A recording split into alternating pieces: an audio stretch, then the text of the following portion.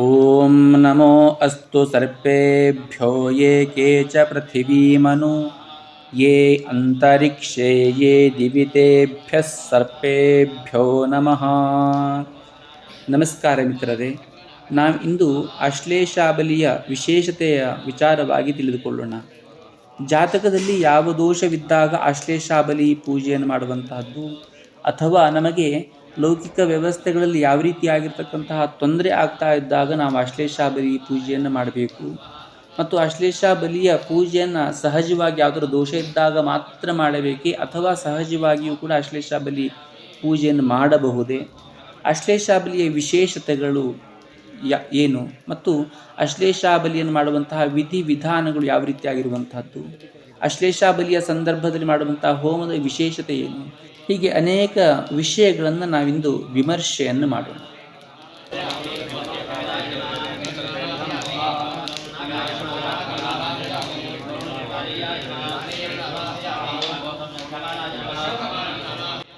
ಆಶ್ಲೇಷಾಬಲಿ ಪೂಜೆಯನ್ನು ಮಾಡುವಂತಹ ಸಂದರ್ಭದಲ್ಲಿ ಮೊದಲಿಗೆ ನಾವು ಆಶ್ಲೇಷ ಬಲಿಗೆ ಸಂಬಂಧಪಟ್ಟಂತಹ ಒಂದು ಮಂಡಲವನ್ನು ಹಾಕುವಂಥದ್ದು. ನೋಡಿ, ಮಧ್ಯದಲ್ಲಿ ಕಾಣಿಸ್ತಾ ಇದೆಯಲ್ಲ, ಏನು ಚೌಕಾಕೃತಿಯಲ್ಲಿ ಮಾಡಿ ಮಧ್ಯದಲ್ಲಿ ಅದನ್ನು ಬೇರೆ ಬೇರೆ ಬಣ್ಣಗಳಿಂದ ಅಲಂಕೃತವಾಗಿ ಮಾಡುವಂಥದ್ದು.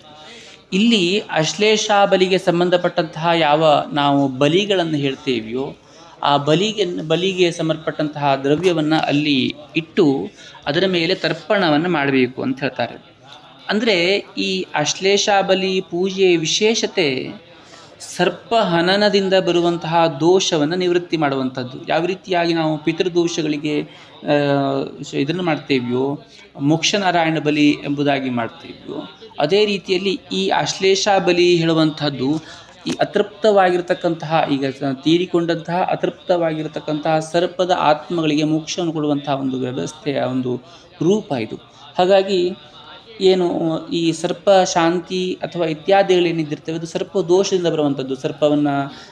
ಸರ್ಪದ ಗೂಡು ಅಥವಾ ಮರಿ ಮೊಟ್ಟೆ ಇತ್ಯಾದಿಗಳನ್ನು ನಷ್ಟ ಮಾಡಿದಾಗ ಬರುವಂತಹ ದೋಷ ಇರಬಹುದು, ಅಥವಾ ಜಾತಕದಲ್ಲಿ ಇರತಕ್ಕಂತಹ ಸರ್ಪದೋಷ ಇರಬಹುದು, ಅಥವಾ ಪೂರ್ವಜ ಯಾವುದೋ ಸರ್ಪ ಸಂಬಂಧಪಟ್ಟಂತಹ ಒಂದು ತೊಂದರೆಗಳನ್ನು ಮಾಡಿ ಅದರಿಂದ ಬಂದಿರುವಂತಹ ಸರ್ಪದೋಷ ಇರಬಹುದು. ಇದೆಲ್ಲಕ್ಕೂ ಕೂಡ ನಾವು ಸರ್ಪಶಾಂತಿ ಇತ್ಯಾದಿ ವಿನಿಯೋಗಗಳನ್ನು ಮಾಡುವಂಥದ್ದನ್ನು ಕೇಳ್ತೇವೆ. ಆದರೆ ಈ ಸರ್ಪದ ಹನನ ಮಾಡಿರುವಂತಹ ದೋಷ ಏನಿದೆಯಲ್ಲ, ಅದರಿಂದ ಉತ್ಪತ್ತಿಯಾಗುವಂತಹ ಎಲ್ಲ ಒಂದು ದೋಷಗಳ ನಿವೃತ್ತಿಗೋಸ್ಕರವಾಗಿ ಈ ಆಶ್ಲೇಷಾಬಲಿಯನ್ನೇ ವಿಶೇಷವಾಗಿ ಹೇಳ್ತಾರೆ. ಇಲ್ಲಿ ಅದಕ್ಕೆ ದೇವತೆಗಳಿಗೆ ಆಶ್ಲೇಷ ಏನು ಸರ್ಪ ಸಂಕುಲ ಇದ್ದಿರ್ತಾವಲ್ಲ, ಆ ಸರ್ಪ ಸಂಕುಲಗಳಿಗೆ ಬಲಿಯನ್ನು ಸಮರ್ಪಣೆಯನ್ನು ಮಾಡುವಂತಹದ್ದು. ಮಧ್ಯದಲ್ಲಿ ಏನು ಚೌಕಾಕೃತಿಯಾಗಿರ್ತಕ್ಕಂತಹ ಒಂದು ಮಂಡಲವನ್ನು ಹಾಕ್ತಾರೆ. ಆ ಮಂಡಲದಲ್ಲಿ ಮೊದಲಿಗೆ ಎಲ್ಲ ಸರ್ಪ ಸಂಕುಲದ ಪ್ರಧಾನ ದೇವತೆಗಳೆಲ್ಲವನ್ನು ಅಲ್ಲಿ ಆವಾಹನೆಯನ್ನು ಮಾಡ್ತಾರೆ. ಟೋಟಲಿ ಏನು ಆ ಸ್ಕ್ವೇರ್ ಮಂಡಲಗಳು ಕಾಣ್ತಾವಿಲ್ಲ, ಬದಿಗಿರುವಂಥದ್ದೆಲ್ಲ ಸೇರಿ ಒಂದು 84 ಮಂಡಲಗಳು ಬಂದಿರುವಂತಹದ್ದು. ಅದರಲ್ಲಿ 84 ದೇವತೆಗಳನ್ನು ಕೂಡ ಅಲ್ಲಿ ಆವಾಹನೆಯನ್ನು ಮಾಡ್ತಾರೆ. ಆವಾಹನೆಯನ್ನು ಮಾಡಿದಂತಹ ತರುವಾಯದಲ್ಲಿ ಅದೇ ಜಾಗದಲ್ಲಿ ಬಲಿಯನ್ನಿಟ್ಟು, ಅಂದರೆ ಚರು ಅಥವಾ ಅನ್ನವನ್ನು ಮಾಡಿ ಅದನ್ನು ಅಲ್ಲಿ ಇಟ್ಟು ಅದರಲ್ಲಿ ಸದೀಪವಾಗಿ ದೀಪವನ್ನು ಹಚ್ಚಿ ಅದರ ಮೇಲೆ ತರ್ಪಣವನ್ನು ಕೊಟ್ಟು ಆ ಬಲಿಯನ್ನು ಸಮರ್ಪಣೆಯನ್ನು ಮಾಡುವಂತಹದ್ದು. ಇದು ಸರ್ಪ ಆಶ್ಲೇಷಾಬಲಿಯ ವಿಶೇಷ ಪೂಜೆಯ ಒಂದು ವಿಶೇಷತೆ ಆಗಿರುವಂಥದ್ದು. ಮುಂದೆ ಇದನ್ನು ಮಾಡ್ತಾ ಇದ್ದಾರೆ. ಅದನ್ನು ನಾವು ನಿರಂತರವಾಗಿ ನೋಡ್ತಾ ಇದ್ದಾಗ ಅದೆಲ್ಲವೂ ಕೂಡ ನಮಗೆ ಕಲ್ಪನೆಗೆ ಬರ್ತದೆ. ಈಗ ವೈದಿಕರು ಆ ಸ್ಥಳದಲ್ಲಿರ್ತಕ್ಕಂತಹ ಅವಾವ ಜಾಗದಲ್ಲಿ ಯಾವ್ಯಾವ ದೇವತೆಗಳಿದ್ದಾರೋ, ಅಂದರೆ ಸರ್ಪ ಸಂಕುಲದ ದೇವತೆಗಳು ಯಾವ ಜಾಗದಲ್ಲಿ ಬರ್ತಾರೋ ಅದನ್ನು ಆವಾಹನೆಯನ್ನು ಮಾಡ್ತಾ ಇದ್ದಾರೆ. ಅದೇ ಸಂದರ್ಭದಲ್ಲಿ ಈ ಕಡೆ ಸರ್ಪಶಾಂತಿಯ ಸಂಬಂಧಪಟ್ಟಂತಹ ಒಂದು ಹೋಮವನ್ನು ಕೂಡ ಮಾಡ್ತಾ ಇರುವಂಥದ್ದು ನಾವಿವತ್ತು ಇವಾಗ ನೋಡ್ತಾ ಇದ್ದೇವೆ.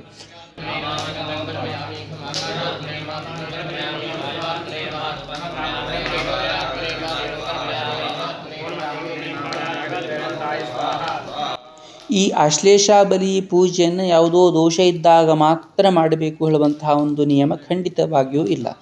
ಸರ್ಪ ಸಂಕುಲಗಳಿಗೆ ಸಂಬಂಧಪಟ್ಟಂತೆ ಅವರ ಒಂದು ಅನುಗ್ರಹಕ್ಕಾಗಿ ಈ ಆಶ್ಲೇಷಾಬಲಿಯ ಪೂಜೆಯನ್ನು ನಾವು ಮಾಡಬಹುದು.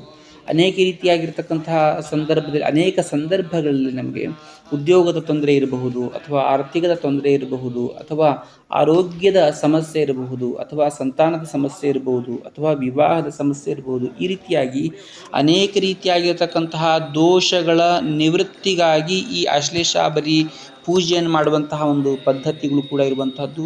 ಸರ್ಪ ಸಂಕುಲಗಳ ಅನುಗ್ರಹದಿಂದ ಅದೆಲ್ಲವೂ ಕೂಡ ನೆರವೇರುತ್ತದೆ ಹೇಳುವಂತಹ ಒಂದು ನಂಬಿಕೆಯೂ ಕೂಡ ಇರುವಂತಹದ್ದು. ಅನೇಕ ಜನರು ಈ ರೀತಿಯಾಗಿರ್ತಕ್ಕಂತಹ ಪೂಜೆಯನ್ನು ಮಾಡಿ ಏನು ಅಶ್ಲೇಷಾಬಲಿ ಪೂಜೆಯನ್ನು ವಿಶೇಷವಾಗಿ ವೈದಿಕರ ಮುಖಾಂತರವಾಗಿ ಮಾಡಿಸಿ ಅದರ ಒಂದು ಅನುಭವದ ಫಲವನ್ನು ಕೂಡ ಅನುಭವಿಸಿದಂಥವರು ಕೂಡ ಅನೇಕ ಜನರು ಹೇಳ್ತಾ ಇರುವಂಥದ್ದನ್ನು ಕೇಳ್ತಾ ಇರುತ್ತೇವೆ ನಾವು. ಹಾಗಾಗಿ ಈ ಅಶ್ಲೇಷಾಬಲಿ ಪೂಜೆಯನ್ನು ಮಾಡಬೇಕಾದ್ರೆ ಯಾವುದೋ ದೋಷ ಇದ್ದಾಗ ಮಾತ್ರ ಮಾಡಬೇಕು ಅಂತ ನಿಯಮ ಇಲ್ಲ. ಆದರೆ ದೋಷ ಇದ್ದಾಗ ಖಂಡಿತವಾಗಿಯೂ ಮಾಡಲೇಬೇಕು. ಆ ರೀತಿಯಾಗಿ ಮಾಡಿದಾಗ ಮಾತ್ರ ಅದರ ಒಂದು ಅನುಗ್ರಹ ಆಗಿ ಅದರ ದೋಷ ನಿವೃತ್ತಿಯಾಗಿ ನಮಗೆ ಶುಭ ಫಲಗಳು ಕೂಡ ಪ್ರಾಪ್ತವಾಗ್ತದೆ ಎಂಬುದಾಗಿ ನಾವು ನಂಬುವಂತಹದ್ದು.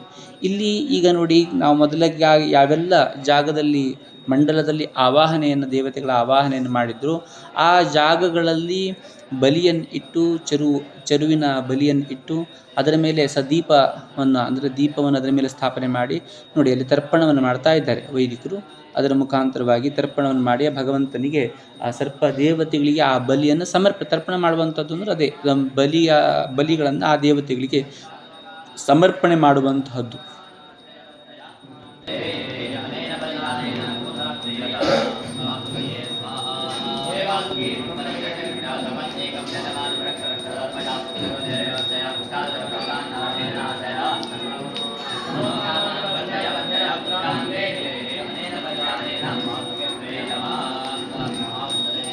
ವಿಶೇಷವಾಗಿ ಈ ಸರ್ಪದೋಷದಿಂದ ಉತ್ಪತ್ತಿಯಾಗುವಂತಹದ್ದು ಮನುಷ್ಯನಿಗೆ ಚರ್ಮ ಸಂಬಂಧವಾಗಿರತಕ್ಕಂತಹ ಕಾಯಿಲೆಗಳು ಹೆಚ್ಚಾಗಿ ಬರುವಂತಹದ್ದು. ನಾವು ಅನೇಕರಿಗೆ ನೋಡ್ತಾ ಇರ್ತೇವೆ, ಬಹಳಷ್ಟು ಔಷಧಿ ಉಪಚಾರಗಳನ್ನು ಎಲ್ಲ ರೀತಿಯಾಗಿರ್ತಕ್ಕಂತಹ ವ್ಯವಸ್ಥೆಗಳನ್ನು ಮಾಡಿದರೂ ಸಹ ಅವರಿಗೆ ಚರ್ಮ ರೋಗ ಹೇಳುವಂಥದ್ದು ನಿವೃತ್ತಿ ಆಗ್ತಾ ಇರೋದಿಲ್ಲ.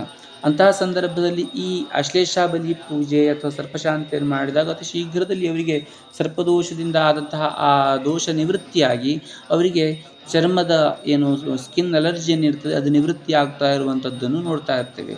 ಸರ್ಪದೋಷದಿಂದ ಪ್ರಧಾನವಾಗಿ ಹೆಚ್ಚಾಗಿ ಆಗುವಂತಹ ದೋಷಗಳು, ಅದರ ದೋಷದಿಂದ ಆಗುವಂತಹ ಒಂದು ಪ್ರಭಾವ, ಒಂದು ಚರ್ಮದ ಮೇಲೆ ಆಗುವಂತಹ ರೋಗಗಳು, ಇನ್ನೊಂದು ಸಂತಾನಕ್ಕೆ ಸಂಬಂಧಪಟ್ಟಂತೆ. ಸಂತಾನ ದೋಷಗಳಲ್ಲಿ ಬಹುತೇಕ ಜಾತಕಗಳಲ್ಲಿ ಸರ್ಪದೋಷ ಇರದೇ ಹೋದಾಗಲೂ ಸಹ ಸಂತಾನವು ಶುಭ ಫಲ ಪ್ರಾಪ್ತಿ ಆಗಲಿಲ್ಲ ಅಂತ ಹೇಳಾದಾಗ ಅಶ್ಲೇಷಾಬಲಿ ಅಥವಾ ಸರ್ಪಶಾಂತಿಯನ್ನು ಮಾಡಿ ಎಂಬುದಾಗಿ ಹೇಳ್ತಾರೆ. ಹೆಚ್ಚಾಗಿ ಅದನ್ನು ಹೇಳ್ತಾರೆ. ಮನುಷ್ಯನಿಗೂ ಈ 84,000 ಜೀವಜಂತುಗಳಲ್ಲಿ ಮನುಷ್ಯನಿಗೂ ಮತ್ತು ನಾಗ ಸಂಕುಲಕ್ಕೂ ವಿಶೇಷವಾಗಿರತಕ್ಕಂತಹ ಒಂದು ಸಂಬಂಧ ಇರುವಂತಹದ್ದು. ತಕ್ಷಕ ಮಹರ್ಷಿಯ ಕಾಲದಿಂದ ಅದರಿಂದ ಈಚೆಗೆ ಈ ಸರ್ಪದೋಷ ಹೇಳುವಂಥದ್ದು ಮನುಷ್ಯನಿಗೆ ಪ್ರಾಪ್ತವಾಗಲಿಕ್ಕೆ ಪ್ರಾರಂಭವಾಯಿತು ಅಂತೇಳಿ ಹೇಳ್ತಾರೆ. ಅನೇಕ ಪ್ರಾಣಿಗಳ ಒಟ್ಟಿಗೆ ನಾವು ಸಾಮರಸ್ಯದ ಬದುಕನ್ನು ಬದುಕ್ತಾ ಇರ್ತೇವೆ. ನಾವು ಮನೆಯಲ್ಲಿ ದನವನ್ನು ಸಾಕ್ತೇವೆ, ಅಥವಾ ನಾಯಿ ಸಾಕ್ತೇವೆ, ಅಥವಾ ಬೆಕ್ಕನ್ನು ಸಾಕ್ತೇವೆ. ಈ ರೀತಿಯಾಗಿ ಅನೇಕ ಪ್ರಾಣಿಗಳನ್ನು ನಾವು ಸಾಕುವಂತಹ ಒಂದು ಪದ್ಧತಿ ಇದೆ. ಅಥವಾ ಇನ್ನು ಅನೇಕ ಪ್ರಾಣಿಗಳಿಗೆ ನಾವು ಸಹಕಾರವನ್ನು ನೀಡ್ತೇವೆ. ಅನೇಕ ಪ್ರಾಣಿಗಳು ಕೂಡ ಮನುಷ್ಯನಿಗೆ ಸಹಕಾರಿಯಾಗಿರುವಂತಹದ್ದು. ಆದರೆ ಅದ್ಯಾವ ಪ್ರಾಣಿಯಿಂದಲೂ ಕೂಡ ಮನುಷ್ಯನಿಗೆ ಈ ರೀತಿಯಾಗಿರ್ತಕ್ಕಂತಹ ದೋಷ ಇದೆ, ಅದಕ್ಕೋಸ್ಕರ ಒಂದು ಶಾಂತಿ ಮಾಡಬೇಕು ಅಂತ ಒಂದು ಪದ್ಧತಿ ಬಹಳ ಅಪರೂಪ. ಆದರೆ ಈ ಸರ್ಪದ ವಿಷಯದಲ್ಲಿ ಮಾತ್ರ ಮನುಷ್ಯನಿಗೂ ಸರ್ಪಕ್ಕೂ ಒಂದು ಸಾಮರಸ್ಯದ ಜೀವನದ ವ್ಯವಸ್ಥೆ ಇಲ್ಲವಾದರೂ ಸಹ ಸರ್ಪದೋಷ ಹೇಳುವಂಥದ್ದು ಮನುಷ್ಯನಿಗೆ ವಿಶೇಷವಾಗಿ ತಾಗ್ತದೆ ಎಂಬುದಾಗಿ ಹೇಳ್ತಾರೆ. ಅದಕ್ಕೆ ಸಂಬಂಧಪಟ್ಟಂತಹ ಅನೇಕ ಪ್ರಾಯಶ್ಚಿತ್ತಾದಿಗಳನ್ನು ಕೂಡ ಬಹಳಷ್ಟು ವಿಧಾನದಲ್ಲಿ ಆ ಪ್ರಾಯಶ್ಚಿತ್ತವನ್ನು ಹೇಳುವಂಥದ್ದನ್ನು ನಾವು ನೋಡ್ತಾ ಇರ್ತೇವೆ. ಇಲ್ಲಿ ಈ ಸರ್ಪಕ್ಕೂ ಮತ್ತು ಮನುಷ್ಯನಿಗೂ ಆ ರೀತಿಯಾಗಿ ಬಂದಿರುವಂಥದ್ದು ತಕ್ಷಕ ಮಹರ್ಷಿಯ ಕಾಲದಿಂದ ಇದು ಪ್ರಾಪ್ತವಾಯಿತು ಎಂಬುದಾಗಿ ಕೂಡ ಅದಕ್ಕೆ ಒಂದು ವಿಸ್ತಾರವಾಗಿರ್ತಕ್ಕಂತಹ ಕಥೆಯೂ ಕೂಡ ಇದೆ. ಮುಂದಿನ ದಿನದಲ್ಲಿ ಅದು ಸಾಧ್ಯವಾದದನ್ನು ತಿಳಿಸಿಕೊಡುವಂತಹ ಒಂದು ಪ್ರಯತ್ನವನ್ನು ಕೂಡ ಮಾಡ್ತೇನೆ.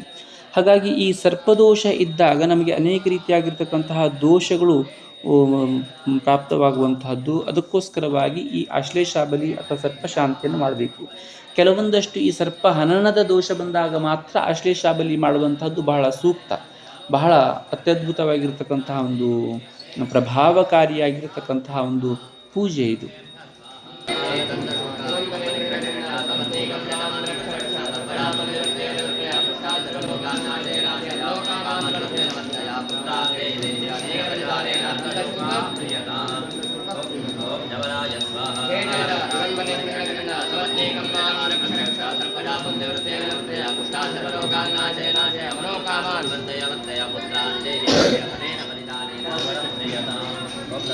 ಶ್ರೀವಿದ್ಯಾ ಪ್ರತಿಷ್ಠಾನದ ವೈದಿಕರು ಈ ಆಶ್ಲೇಷ ಬಲಿಯನ್ನು ಬಹಳ ಸುಂದರವಾಗಿ ಸಶಾಸ್ತ್ರೀಯವಾಗಿ ವಿದ್ಯುಕ್ತವಾಗಿ ಮಾಡ್ತಾ ಇರುವಂಥದ್ದನ್ನು ತಾವೆಲ್ಲರೂ ಕೂಡ ನೋಡ್ತಾ ಇದ್ದೀರಿ. ಈ ಆಶ್ಲೇಷ ಬಲಿ ಪೂಜೆ ಪೂರ್ಣವಾಗಿ ನೋಡಿ ಸರ್ಪ ಸಂಕುಲದ ಅನುಗ್ರಹವನ್ನು ಪಡೆದು ಎಲ್ಲ ಕಷ್ಟ ದುಃಖಗಳನ್ನು ಕೂಡ ದೂರ ಮಾಡಿಕೊಂಡು ಸುಖಮಯವಾಗಿರತಕ್ಕಂತಹ ಜೀವನ ನಿಮ್ಮೆಲ್ಲರಿಗೂ ಪ್ರಾಪ್ತವಾಗಲಿ ಎಂಬುದಾಗಿ ಭಗವತಿಯಲ್ಲಿ ಪ್ರಾರ್ಥನೆಯನ್ನು ಮಾಡ್ತೇವೆ. ಪೂರ್ಣವಾಗಿ ಈ ವಿಡಿಯೋವನ್ನು ನೋಡಿ ಅಷ್ಟೇ ಅಲ್ಲದೇ ನಿಮ್ಮವರೆಲ್ಲರಿಗೂ ಕೂಡ ಈ ವಿಡಿಯೋವನ್ನು ಶೇರ್ ಮಾಡಿ. ಯಾಕೆಂತಂದರೆ ಎಲ್ಲರಿಗೂ ಕೂಡ ಸಿಗಲಿ, ಎಲ್ಲರಿಗೂ ಕೂಡ ಭಗವಂತನ ಅನುಗ್ರಹ ಹೇಳುವಂಥದ್ದು ಪ್ರಾಪ್ತವಾಗಲಿ.